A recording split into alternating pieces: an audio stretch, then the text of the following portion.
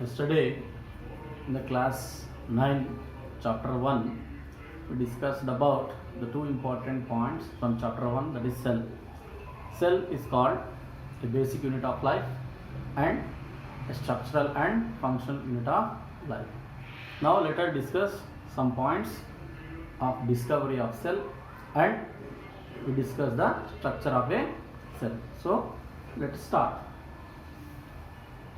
In this chapter, the discovery, also called history of discovery of cell. This is the first point. Then we discuss about the second point, that is very important, structure of cell.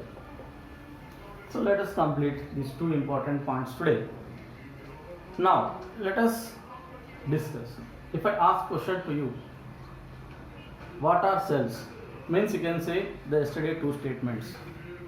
But if I ask how it was discovered, so the discovery of the cell has done in the 1665 by a great scientist Robert Hooke.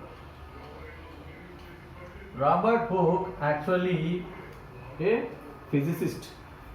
As you know that to observe the cells are tiny microscopic living particles.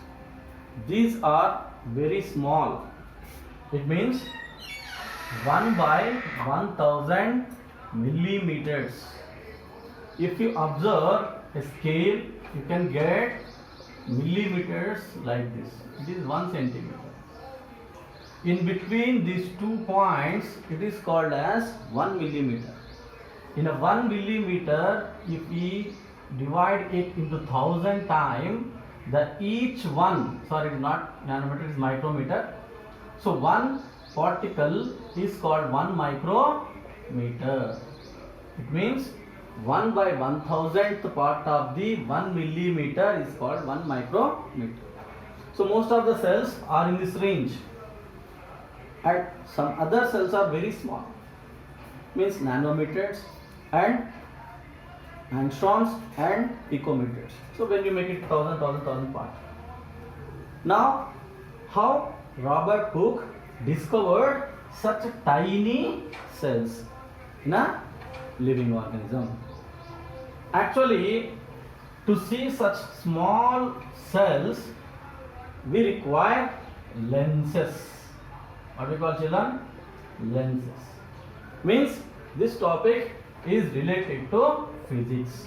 Until or unless the physics, means light chapter or the lens chapter, also called as optical microscopy, not discovered, not upgraded, we are unable to see the cells. It means before 16th century, we don't know that what the living things are made up of. In this meanwhile, the first person, Zacharias Johnson was the first person in the 15th century itself. He discovered the microscope. Later, this microscope was developed by or modified by Galileo.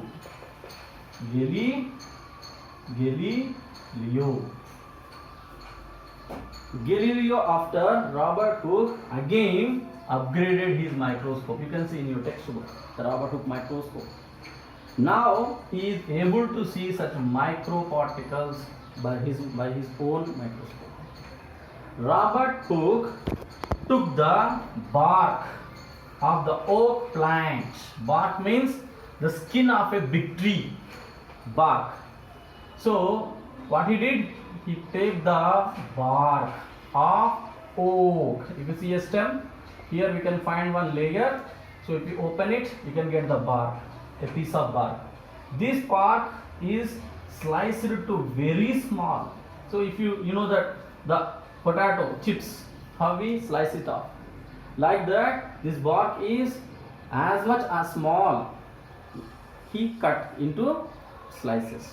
That slice, when he kept under the microscope and he observed, he found the honey bee like structures, honey bee comb like structures. These structures are empty, nothing is there in it, but it have a prominent borders.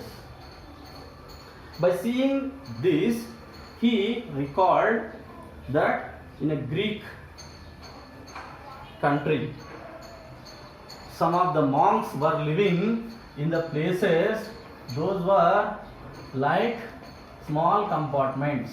As you know that monks do not have any family because they just want one room. And at the time monks living in such rooms. When he observed these honeybee comb like structures, he immediately recalled these structures. And at that time, these small compartments were given name as cells. As cells. Hence, he called these small compartments as cells.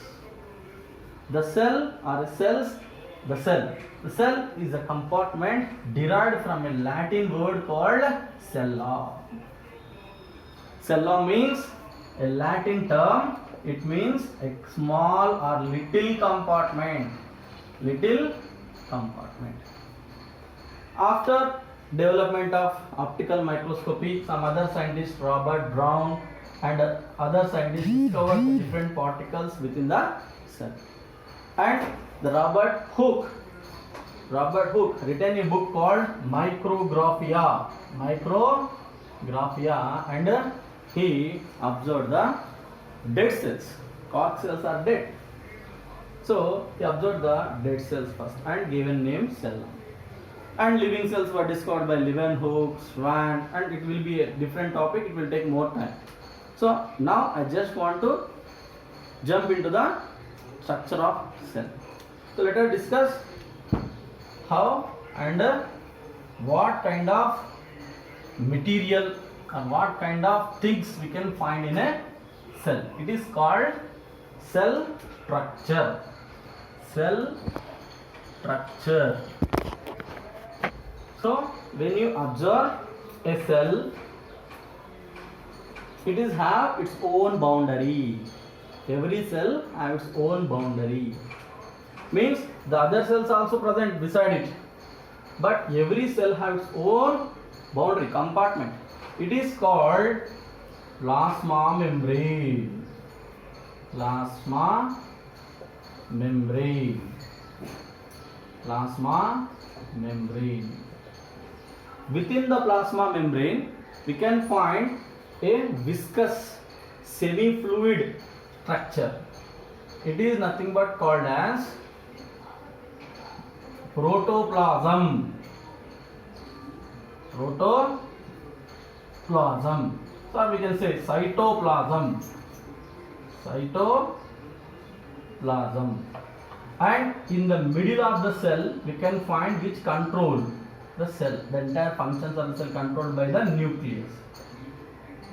So let's elaborate these important parts by understanding one by one. So when you want to know the cell structure, you have to imagine a ball, not a circular, what I would say, bangle. Don't imagine the cell in the form of bangle. Imagine the cell as a ball. So we discussed that a cell is made up of plasma membrane, means an outer boundary membrane. And now here we can say that a viscous fluid and a nucleus, means this one and the cytoplasm. These together constitute as protoplasm, means living substance within a cell. Protoplasm means pro means living. So protoplasm, living substance in a cell. So now we can write divide into protoplasm is divided into what? Cytoplasm into nucleus. So cytoplasm, nucleus means protoplasm. Protoplasm is equal to cytoplasm plus nucleus. So what we can write? P is equal to C plus N. It is important, children. What is the protoplasm? The cytoplasm plus nucleus. If I remove nucleus, means